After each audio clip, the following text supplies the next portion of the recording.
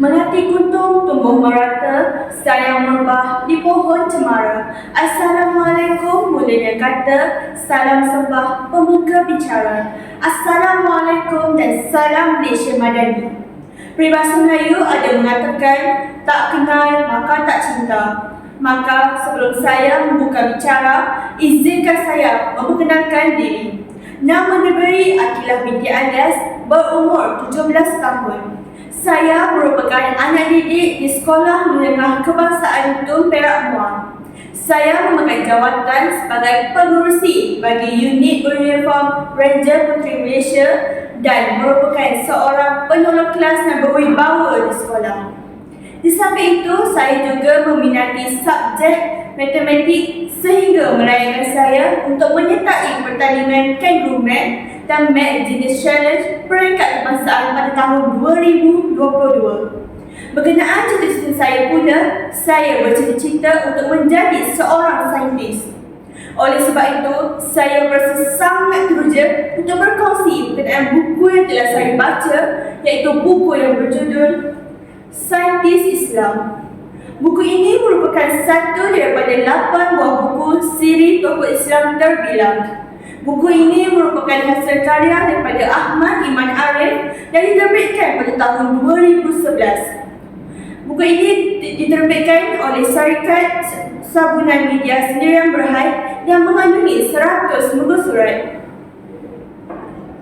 Seiring dengan perkembangan Islam sejak 1500 tahun yang lalu, Islam telah berjaya melahirkan ramai tokoh terkemuka. Buku ini menceritakan 9 orang tokoh yang telah menyumbang kepada asas perkembangan ilmu moden pada hari ini. Namun, saya akan menulis 2 orang tokoh sahaja yang sesuai dengan minat dan cita-cita saya. Sebagai uswahnya, Jabir bin Hayyan yang telah menyumbang kepada kajian mengenai peleburan logam seperti kuprum, emas, perak serta timah. Begitu juga dengan penemuan asid nitrik dan asid hidroklorik yang telah membantu dalam pelbagai proses baharu pada hari ini. Selain itu, buku ini juga telah menceritakan jasa-jasa tokoh Al-Khawarizmi. Ketokohan beliau jelas kelihatan terutamanya di dalam bidang matematik dan astronomi. Terdapat banyak kaedah yang diperkenalkan di dalam setiap karya matematik beliau. Antaranya kosinus, sinus dan tangent yang diguna pakai di dalam nisbah trigonometri segitiga. Selain itu, beliau juga memperkenalkan luas segitiga, pecahan, nombor perdana serta teori nombor. Di kawasan barat, beliau dikenali sebagai algoritm disebabkan beliau merupakan pengasas kepada ilmu algebra sehingga beliau digelar sebagai bapa algebra. Apa yang dapat saya simpulkan daripada buku yang berjudul Saintis Islam ini adalah banyak pengajaran yang boleh diambil sebagai iktibar, terutamanya kepada para pelajar.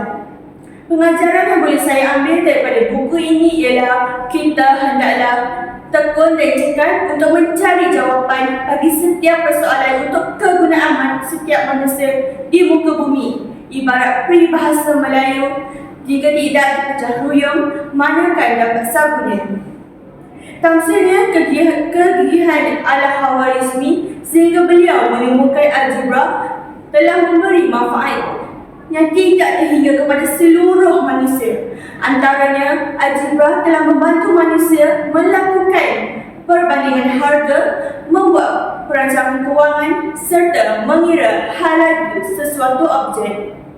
Selanjutnya, buku ini juga telah mengajar saya erti kesederhanaan dalam diri walaupun orang lain memandang tinggi terhadap kita. Tokoh Omar Khayyam merupakan contoh yang paling sesuai untuk nilai ini.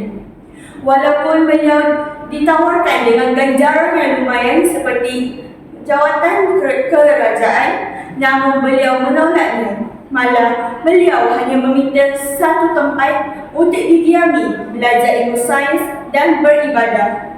Sifat ini amat mulia dan patut diteladani kerana setiap kelebihan di dunia ini hanyalah bersifat sementara.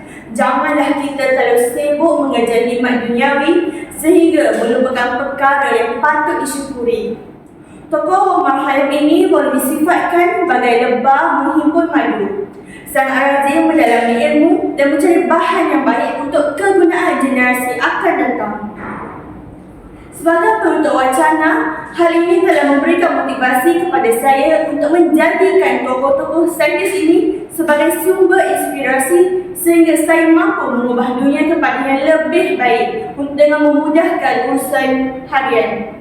Walaupun tokoh-tokoh ini sudah lama meninggal dunia, tetapi jasa dan sumbangan yang telah ditinggalkan oleh mereka akan sentiasa terpahat di hati sekalian manusia. Sekian, terima kasih.